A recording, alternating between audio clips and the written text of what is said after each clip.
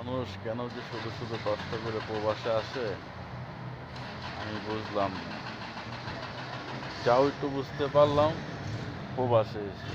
প্রবাস যদি না আসতাম তাহলে বুঝতেই পারতাম না প্রবাস কত কষ্টকর। প্রবাসে আসার কারণে বুঝতে পারতাছি যে প্রবাস কত কষ্টকর। প্রবাস আসলেই বুঝতে পারবেন। যাদের আসার ইচ্ছা তাদেরকে বলি, প্রবাসে না আইসা দেশে এই টাকা খরচ কইরা ব্যবসা বাণিজ্য কিছু একটা করেন, তাইলে নিজের জীবন সুন্দর হবে। প্রবাসে আসবেন শুধু শুধু কষ্ট করবেন, টাকা কামাই করবেন তা না, টাকা কামাই করবেন কিন্তু সময় লাগবে।